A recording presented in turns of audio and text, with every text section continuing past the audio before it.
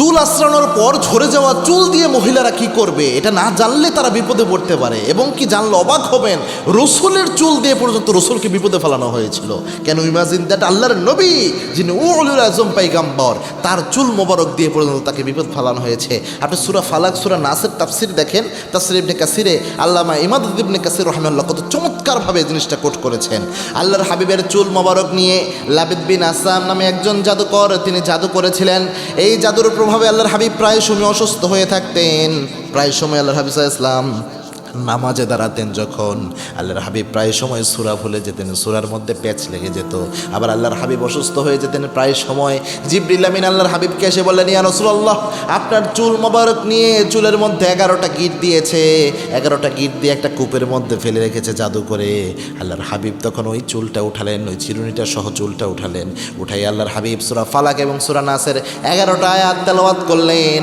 সাথে সাথে জাদুর 11টা গিট সাথে সাথে খুলে গেল। চিন্তা করতে পেরেছেন, আল্লাহর হাবিবের উপর পর্যন্ত জাদু করা হয়েছে চুলের মাধ্যমে। এই জন্যে চুল কি করবেন, মহিলা মা বোনরা যারা রয়েছেন অনেকে অসতর্কতাবশত চুল যে আঁচড়ানোর পর যে এক্সট্রা চুলটা থাকে জানলা দিয়ে ফেলে দেয় ঘরের বাহিরে ফেলার কারণে যেটা হয়, অনেক সময় আপনার আশেপাশে অনেকে আপনাকে দেখে হিংসায় জ্বলে।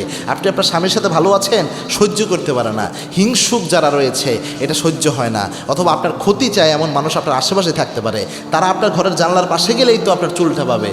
এই চুল, একটা চুল নিয়েই তারা ব্ল্যাক ম্যাজিক করে আপনার সংসারে 12টা বাজায় দিতে পারে। এজন্য খুব সাবধান। এজন্য যেটা করবেন, চুলগুলো পুঁতে ফেলতে পারেন, অথবা এমন কোনো জায়গায় ফেলবেন যে জায়গায় সাধারণ মানুষ আপনাকে আইডেন্টিফাই করতে পারবে না যে চুলটা কার, এইভাবে আইডেন্টিফাই করতে পারবে না। গোপনে রাখবেন, এক জায়গায় জমা করে, একটা শপিং ব্যাগে বা যে কোনো জায়গায় জমা করে আপনি একবারে দূরে ফেলে দিলেন, অথবা এমন জায়গায় ফেললেন যাতে ওটা আর বের করে নেওয়া না যায়। এই কাজটা করবেন। পাশাপাশি নিজের শরীরকে বন্ধ রাখবেন।